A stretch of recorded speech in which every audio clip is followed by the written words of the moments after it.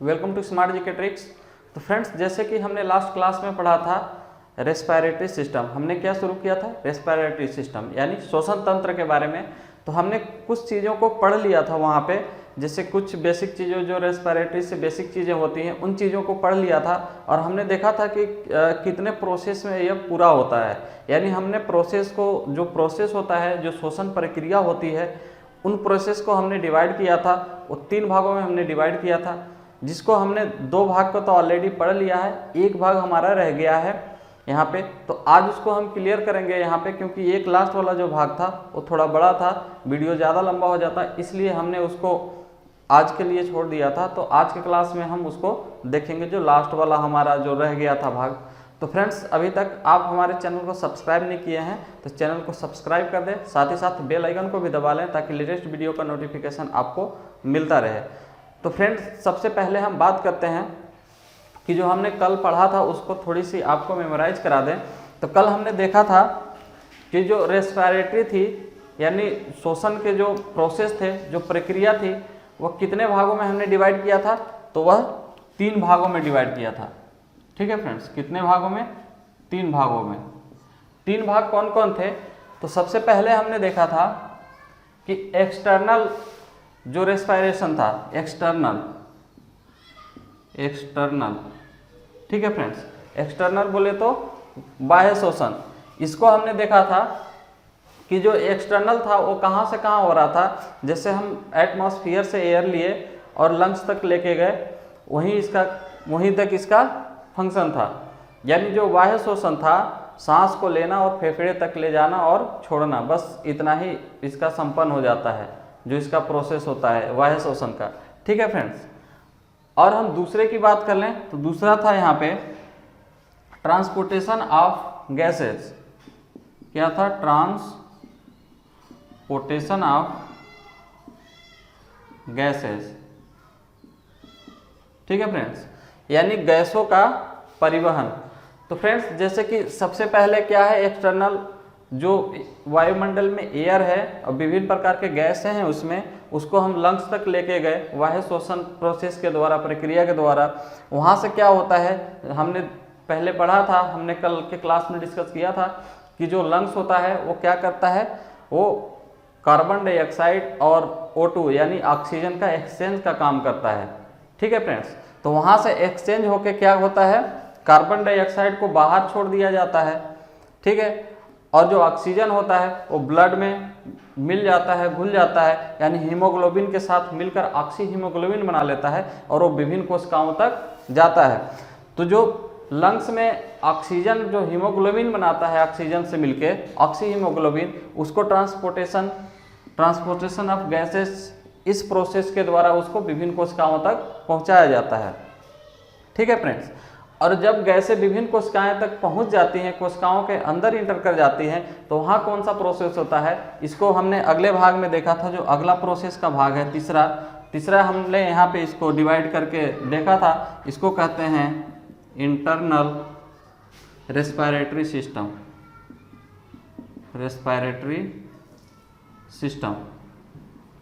ठीक है फ्रेंड्स, इस तरह हमने जो श्वसन के प्रोसेस थे, जो प्रक्रिया थी, 3 तरह हमने बांट के डिवाइड किया था, जिसमें कि हमने पहला और दूसरा को कल हमने डिस्कस कर लिया था। आज हम लास्ट वाले का डिस्कस करने वाले हैं, इंटरनल रेस्पिरेटरी सिस्टम। इसे क्या कहते हैं? सेल रेस्पिरेटरी भी बोलते हैं, सेल रेस्पिरेटरी सिस्टम। ठीक है फ्रेंड्स,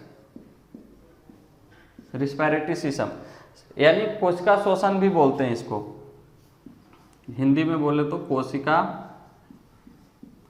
श्वसन तंत्र।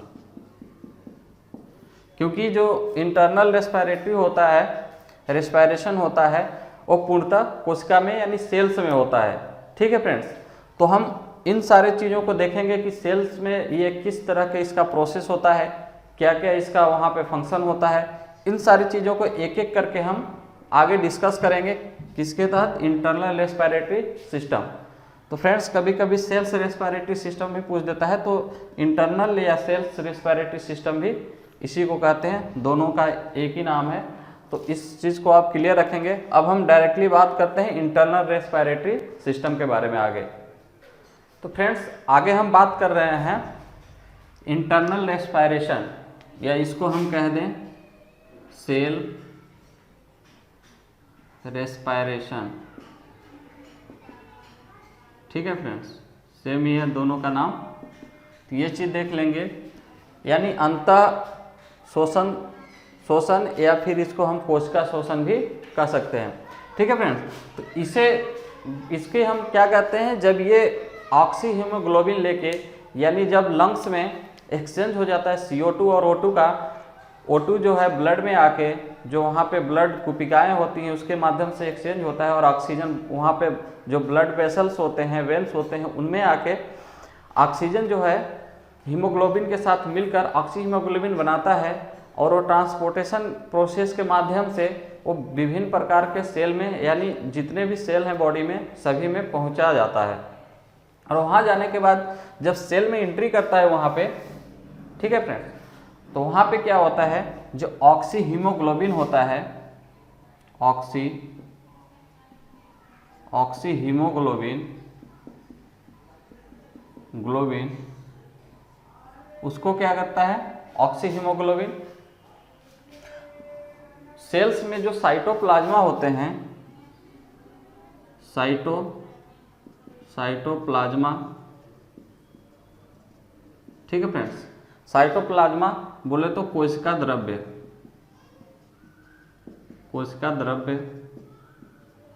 वहाँ पे क्या होते हैं, पहले से ऑक्सीजन की कुछ मात्रा होते हैं, ठीक है, और वहाँ पे जब ऑक्सी हीमोग्लोबिन जब वहाँ पे जाता है तो इसका विखंडन हो जाता है, विखंडन हो जाता है, क्योंकि साइटोप्लाज्म में ऑक्सीजन का आंशिक दाब होता है, बहुत कम दाब होता है, और जो ये ऑक्सी हीमोग्लोबिन यहाँ से जाता है लंग्स से लेकर, इसका ज़्यादा होता है दाब, और वहाँ कम दाब होता है साइटोप्लाज्म में सेल्स में जो होते हैं।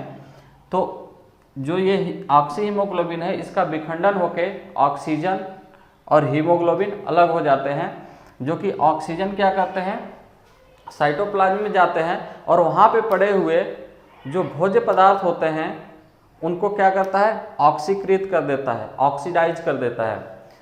तो फ्रेंड्स ऑक्सीडाइज करने के बाद उससे क्या होता है, जब ऑक्सीडेशन होता है, ऑक्सीडेशन कब होगा, जब वहाँ पे एंजाइम होंगे और साथ में ऑक्सीजन होगा, दोनों मौजूद होंगे, तो भोज्य पदार्थों के साइटोप्लाज्म में क्या हो जाएगा, ऑक्सीडेशन हो जाएगा। ठीक है फ्रेंड्स, ऑक्सीकरण हो जाएगा, ऑक्सीकरण हो जाएगा, जिसके माध्यम से क्या होगा, ऊर्जा उत्पन्न होता है। यही ऊर्जा जो है, बहुत ज़्यादा ऊर्जा उत्पन्न नहीं होता, कुछ ऊर्जा की मात्रा उत्पन्न होती है यहाँ पे। तो इस तरह से जो इंटरनल यानी जो अंतः शोषण होता है, मुख्य रूप से शोषण यही होता है। शोषण ये नहीं होता है कि नाक से हम सांस लिए, जैसे कि हम स्टार्टिंग में बताए थे कि किसी से अगर आप ज़्यादा लोगों को नहीं पता होता है, उससे पूछेंगे आप तो डायरेक्टली बताएगा कि सांस लिए और छोड़े, यही शोषण होता है। तो जो वास्तविक रूप से शोषण होता है, शोषण यही होता है जिससे हमें एनर्जी प्राप्त होती है, जिसका ऑक्सीडेशन, भोज्य पदार्थों का ऑक्सीडेशन होता है किसके उपस्थिति में, ऑक्सीजन और एंजाइम की उपस्थिति में। तो ये चीज़ क्लियर हो गया होगा। अब हम आगे देखते हैं इंटरनल रेस्पिरेशन कि कितने भागों में बांटा गया है, क्योंकि जो इंटरनल रेस्पिरेशन जो सेल्स में रेस्पिरेशन होता है, जिसका ऑक्सीकरण होता है, कुछ भोज्य पदार्थों के ऑक्सीजन के अनुपस्थिति में हो जाता है, और कुछ भोज्य पदार्थ जो होते हैं उनका क्या होता है, ऑक्सीजन और एंजाइम दोनों उपस्थित होते हैं। तो हम उन चीज़ों को दो भागों में बांट के यहाँ दोनों को अलग अलग डिवाइड करके देखेंगे और समझेंगे यहाँ की एग्जाम के पॉइंट ऑफ व्यू से यहाँ क्या क्या क्वेश्चन बन सकते हैं, और उन सारे चीज़ों को कवर करते चलेंगे, सारे चीज़ों को समझते चलेंगे। ठीक है फ्रेंड, तो सबसे पहले हम इसको देखते हैं कितने भागों में डिवाइड किया गया है।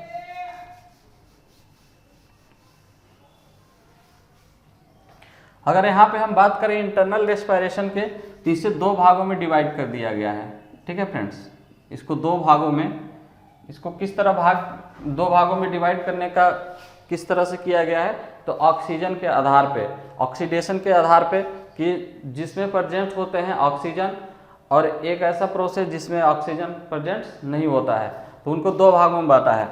अगर हम बात करें पहले जिसमें ऑक्सीजन अनुपस्थित होता है, बिना ऑक्सीजन के ही हो जाता है, वहाँ पे क्रिया भोज्य पदार्थों का वहाँ पे प्रोसेस हो जाता है और उससे एनर्जी निकल जाती है, कुछ आंशिक, बहुत ज़्यादा तो नहीं, कुछ एनर्जी निकलती है। इसके बारे में हम आगे जब ह्यूमन रेस्पिरेटरी इसके आगे पढ़ेंगे तो वहाँ पे डिटेल में हर चीज़ को पढ़ेंगे। यहाँ हम केवल रेस्पिरेटरी के बारे में डिस्कस बेसिकली कर रहे हैं, ठीक है फ्रेंड। तो इंटरनल रेस्पिरेटरी दो भागों में बांटा गया। अगर हम पहले की बात करें तो पहला है एनाएरोबिक रेस्पिरेशन, ठीक है फ्रेंड्स, रेस्पिरेशन, जिसको हम बोलते हैं अनॉक्सीशोषण, अनॉक्सीशोषण, क्योंकि इसमें क्या है, इसमें ऑक्सीजन नहीं होता है। यहीं पे हम बात कर लें दूसरा क्या होता है, दूसरा होता है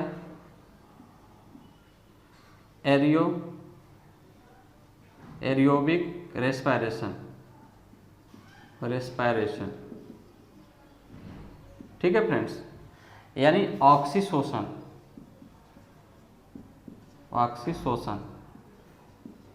इस तरह से इसको हमने देख लिया। अब हम देखेंगे कि जो एरियोबिक रेस्पिरेशन है और एरियोबिक, ये कहाँ कहाँ पाया जाता है, किस प्रकार के जंतुओं में पाया जाता है। तो जो एनाएरोबिक है यानी अनॉक्सीशोषण, ये ज़्यादातर जो यूनिसेलुलर होते हैं और एक कोशिकीय, और जो प्रोकैरियोटिक ज़्यादातर जो जंतु होते हैं, प्रोकैरियोटिक तो आप समझ रहे होंगे क्योंकि इसको हमने पढ़ा रखा है बहुत अच्छे से, उनमें ज़्यादातर एनारोबिक रेस्पिरेशन पाया जाता है। और एरियोबिक रेस्पिरेशन उन जंतुओं में पाया जाता है जिनके सेल्स वेल डेवलप होते हैं, जिनका शरीर विकसित होता है पूरी तरह से, तो उसमें पाया जाता है। तो सबसे पहले हम इसको पढ़ेंगे एनारोबिक को, ठीक है फ्रेंड्स, यानी अनॉक्सीशोषण को। तो फ्रेंड्स यहाँ पे हम एनारोबिक एसिड रेस्पिरेशन यानी अनॉक्सीशोषण के बारे में बात कर रहे थे। तो अनॉक्सीशोषण में क्या है कि यह जो होता है ये ऑक्सीजन के यानी O2 के अनुपस्थिति में होता है, ठीक है फ्रेंड्स, अनुपस्थिति में, इसमें ऑक्सीजन अनुपस्थित नहीं होता है। आगे हम बात करें तो इसमें क्या होता है, ऑक्सीजन तो नहीं होता है, लेकिन जो ग्लूकोज होता है उसका विखंडन किस तरह से होता है। तो इसका विखंडन जो ग्लूकोज का होता है वो ओनली एंजाइमों के द्वारा होता है। तो जैसे हम बात कर लें यहाँ पे ग्लूकोज का C6H12O6 का विखंडन जो होता है एंजाइम के माध्यम से, ठीक है फ्रेंड्स। ये विखंडित होकर क्या बनाते हैं, जब ग्लूकोज का विखंडन होता है तो ये बनाते हैं ज़्यादातर 2,5-OH, एल्कोहल बनाएगा, या फिर एल्कोहल के साथ साथ और क्या बनाता है, यहाँ पे CO2 और प्लस 230 किलो कैलोरी एनर्जी निकलता है, एनर्जी, ठीक है फ्रेंड्स। तो इस तरह से इसका क्रिया होता है। और जैसे कि अलग अलग जंतुओं में अलग अलग इसका निर्माण होता है, जैसे कि बहुत सारे जंतुएं हैं, जैसे हम बात कर लें मनुष्य हैं और रेप्टिलिया हैं और इंसेक्ट की बात कर लें और जैसे कि प्लांट्स की बात कर लें, तो ये सारी चीज़ें क्या है, अलग अलग यहाँ पे प्रोड्यूस करती हैं ग्लूकोज को। यहाँ पे एंजाइम के जो अनॉक्सी होता है, एंजाइम के साथ यहाँ पे ग्लूकोज का ब्रेकडाउन अलग अलग होता है। तो यहाँ पे हम बात कर लें तो जो एल्कोहल का निर्माण होता है वो किन में होता है, तो जो कीड़े मकोड़े होते हैं, कीड़े मकोड़े, यानी हम बात करें तो इंसेक्ट्स, ठीक है फ्रेंड्स। और हम बात कर लें जैसे कि जो जंतु होते हैं जो बड़े बड़े वेल डेवलप होते हैं, जिनके बहुत सारी कोशिकाओं से मिलकर शरीर बने होते हैं, जैसे हम मनुष्य की बात कर लें तो इनका क्या होता है, यहाँ पे लैक्टिक अम्ल बन जाता है इस जगह पे, लैक्टिक एसिड, ठीक है फ्रेंड्स, लैक्टिक एसिड। तो इस तरह से बहुत सारे यहाँ पे लैक्टिक एसिड बनता है और यहाँ पे टार्टेरिक बन जाता है, टार्टेरिक एसिड, इस तरह से बनते हैं।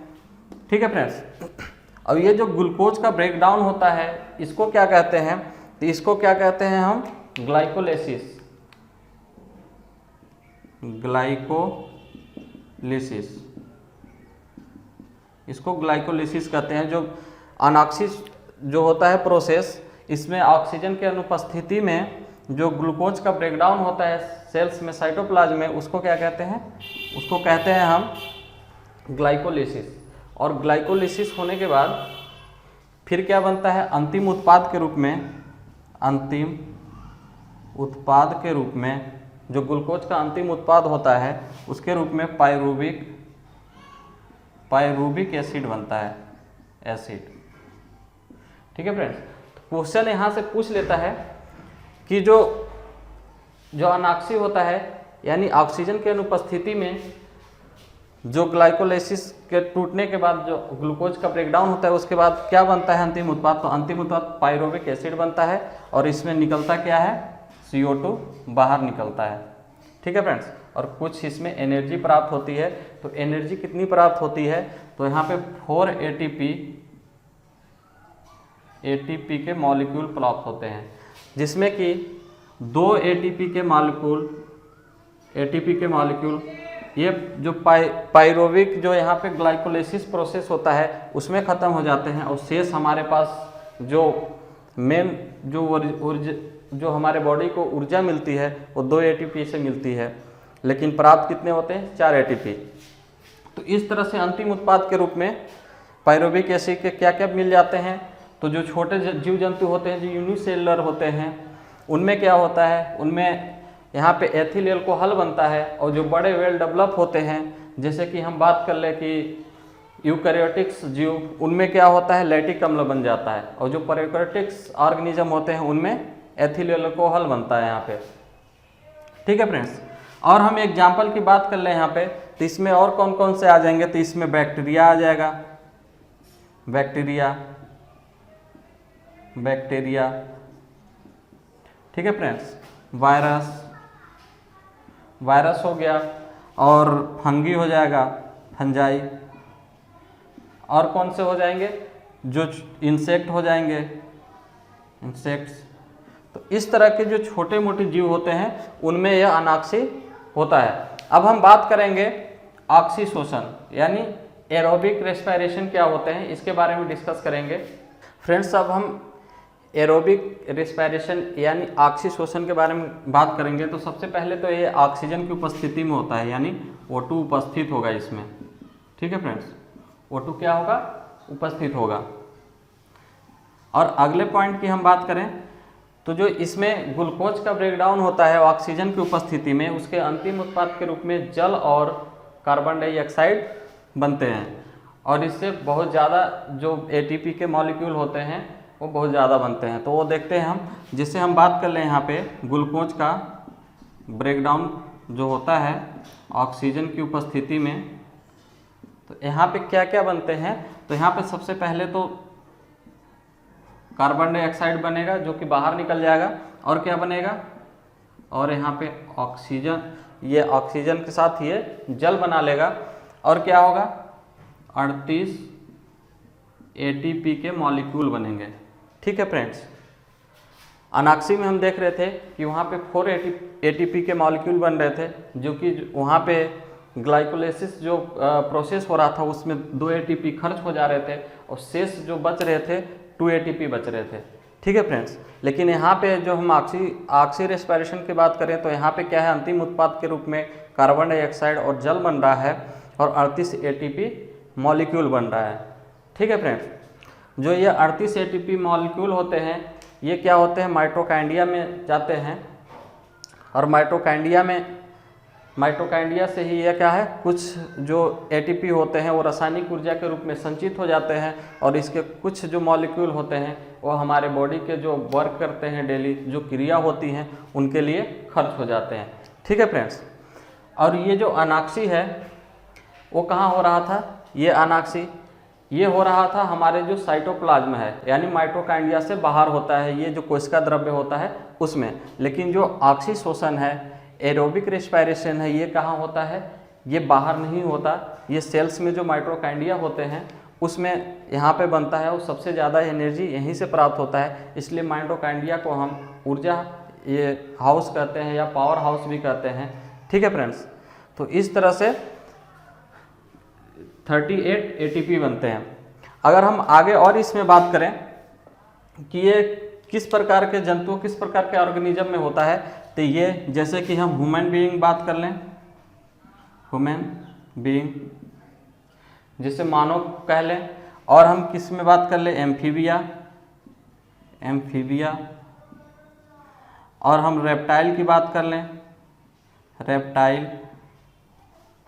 ठीक है फ्रेंड्स, यानी ह्यूमन बीइंग के मतलब कि जो मानव है उसमें, एम्फीबिया के मतलब है कि जो उभयचर हैं उनमें भी पाया जाता, यानी रेप्टिलिया जो कि रेंग कर चलते हैं जैसे कि सर्प, केचुआ, ये सब इसमें भी पाया जाता है। ये जो कहने का मतलब है कि जो वेल डेवलप है यानी यूकैरियोटिक जो जंतु हैं उनमें ये क्रियाएं पाई जाती हैं, लेकिन जो प्रोकैरियोटिक जंतु हैं, ऑर्गेनिज्म है, उनमें ऑक्सीशोषण नहीं पाया जाता, उनमें अनऑक्सीशोषण पाया जाता है। लेकिन अनऑक्सी वाले में क्या है, कुछ जंतु जो यूकैरियोटिक के हैं उसमें भी अनऑक्सी पाए जाते हैं, जैसे कि हमने अभी पीछे देखा था।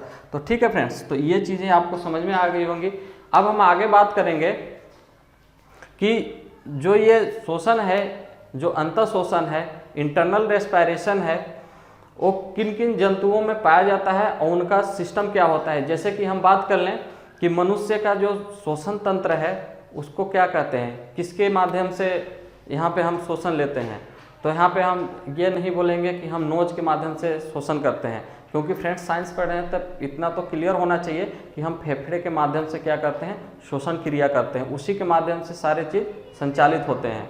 ठीक है फ्रेंड्स, तो फ्रेंड्स हम आगे यहाँ बात करने वाले हैं, जैसे कि हमने इंटरनल रेस्पिरेशन को पढ़ लिया और हमने रेस्पिरेशन को भी पढ़ लिया है। तो रेस्पिरेशन में जो विभिन्न प्रकार के अंग होते हैं यानी ऑर्गन होते हैं, विभिन्न प्रकार के जंतुओं में अलग अलग ऑर्गन होते हैं जिसके माध्यम से उनके रेस्पिरेशन यानी शोषण के लिए उत्तरदायी होते हैं। जैसे हम मनुष्य की बात कर लें तो मनुष्य क्या करता है, फेफड़े यानी लंग्स के माध्यम से रेस्पिरेटरी सिस्टम को संपन्न करता है। उसी तरह हम और भी जंतुओं की बात कर लें तो वो भी क्या है, जो अलग अलग फाइलम के जंतु हैं, अलग अलग तरह से अपना रेस्पिरेटरी सिस्टम को संपन्न करते हैं अलग अलग अंगों के माध्यम से। ठीक है फ्रेंड्स, तो हम सबसे पहले बात करते हैं मनुष्य के। सबसे पहले मनुष्य का तो बात करते हैं, मनुष्य को तो जानते ही हैं कि लंग्स के माध्यम से लेते हैं, लेकिन और किन किन जंतुओं में लगभग लंग्स पाए जाते हैं। तो हम सबसे पहले हम फेफड़े यानी लंग्स की बात करें, लंग्स यानी फेफड़े के बारे में, तो ये क्या होता है, किन किन जंतुओं में पाए जाते हैं। तो ये जो सारे एनिमल होते हैं उनमें लगभग लंग से ही वो रेस्पिरेशन करते हैं। और हम बात कर लें आगे ह्यूमन बीइंग। ठीक है फ्रेंड्स, यानी जितने भी मानव जाति के हैं सभी लंग्स के माध्यम से रेस्पिरेशन करते हैं। आगे हम लिजार्ड की बात करते हैं। लिजार्ड को बोले तो छिपकली जो होती है वो उसमें भी लंग्स होता है, लंग्स के माध्यम से, क्योंकि क्वेश्चन में पूछ लेता है कभी कभी कंफ्यूज करने के लिए आपको कि लिजार्ड किस माध्यम से शोषण करता है। और हम बात कर लें आगे जैसे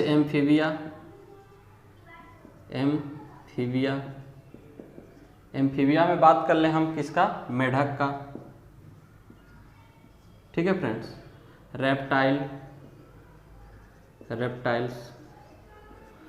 रेप्टाइल्स का मतलब जो जंतुओं क्या है जिनके पैर नहीं होते, वो अपने स्किन के माध्यम से चलते हैं। जैसे हम उसके एग्जाम्पल की सर्प बात कर लें, गोह की बात कर लें, मगरमच्छ, तो रेप्टाइल में आते हैं। ठीक है फ्रेंड्स, अगर हम यहाँ पे मेढक की जनरली बात करें तो मेढक हम जानते हैं एम्फीबिया उभयचर है। जब ये जल में जाता है तो इसका सांस लेने का जो होता है वो अलग सिस्टम होता है, और जब ये स्थल पे रहता है तो यह क्या करता है, अपने लंग्स के माध्यम से, फेफड़े के माध्यम से शोषण क्रिया करता है। ठीक है फ्रेंड्स, आगे हम बात कर लेते हैं स्किन। तो स्किन से कौन कौन से सांस लेते हैं? तो स्किन से मेढक जब ये जल में चला जाता है तब जल की बात करते हैं।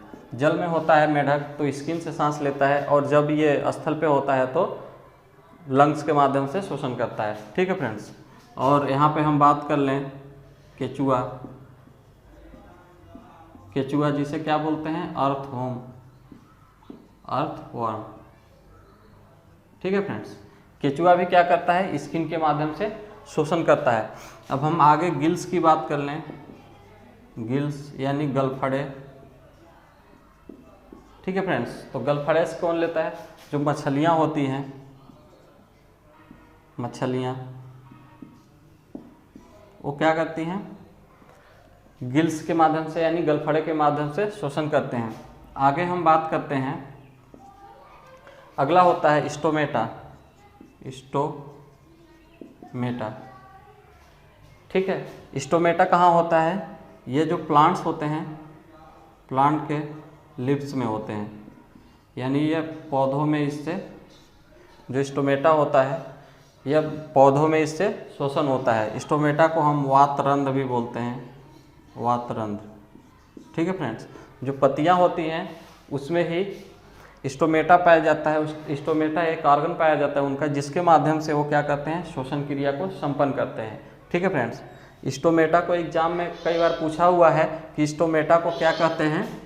स्टोमेटा को प्लांट्स का यानी पौधों का फेफड़ा भी कहते हैं, फेफड़ा। ठीक है फ्रेंड्स। तो इस तरह से हो गया। अब हम आगे देख लेते हैं ट्रैकिया। ट्रैकिया यानी ट्रैकियल ट्यूब। ट्रैकियल ट्यूब ये किनका जो शोषण तंत्र होता है, ये किनका होता है? तो ये उन जंतुओं, उन ऑर्गेनिज्म में पाया जाता है जिनमें क्या है? लंग्स नहीं होते हैं। विदाउट लंग्स ही वो क्या करते हैं? रिस्पायरेशन करते हैं। तो इस तरह के अगर हम जंतु की बात करें तो इस तरह में आ जाते हैं, जैसे कि बैक्टीरिया,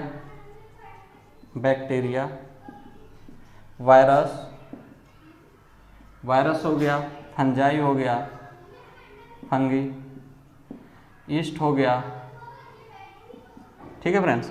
तो इस तरह से जो ट्रैकिया होता है, ट्रैकिया ट्यूब यानी श्वास नली द्वारा सीधा ये क्या कर लेते हैं? शोषण कर लेते हैं, शोषण क्रिया को संपन्न कर लेते हैं श्वास नली के माध्यम से। इनमें कोई लंग्स नहीं होते हैं। ठीक है फ्रेंड्स। तो इस तरह से आप समझ गए होंगे। इस तरह से हो गया। और इसमें और क्या आ जाते हैं? इसमें आ जाते हैं जैसे काकरोच। एग्जाम में पूछ लेता है कि काकरोच जो है किसके माध्यम से शोषण करता है? तो वो क्या है? ट्रैकिया ट्यूब यानी श्वास नली द्वारा डायरेक्टली। काकरोच में हर्ट नहीं होता, वो ट्रैकिया ट्यूब द्वारा डायरेक्ट शोषण क्रिया को संपन्न कर लेता है। तो आई होप कि फ्रेंड ये सारी चीज़ें आपको समझ में आ गया होगा। अब हम अगले जो क्लास लेंगे उसमें हम बात करेंगे स्पेशली ह्यूमन रेस्पिरेटरी सिस्टम में। उसमें हम शुरू से लेके ह्यूमन रेस्पिरेटरी सिस्टम को बिल्कुल बेसिक तरीके से पढ़ेंगे, क्योंकि वहाँ से जो क्वेश्चन बनते हैं एग्जाम में, उनका स्ट्रक्चर के बारे में वो बहुत ही ज़्यादा क्वेश्चन बनते हैं, वो बार बार क्वेश्चन में पूछे जाते हैं एग्जामिनर के द्वारा। तो उन चीज़ों को बिल्कुल हम देखेंगे, जैसे कि वहाँ पे बहुत सारे चीज़ क्वेश्चन बन जाते हैं। तो फ्रेंड्स मिलते हैं अगले क्लास में, तब तक के लिए धन्यवाद।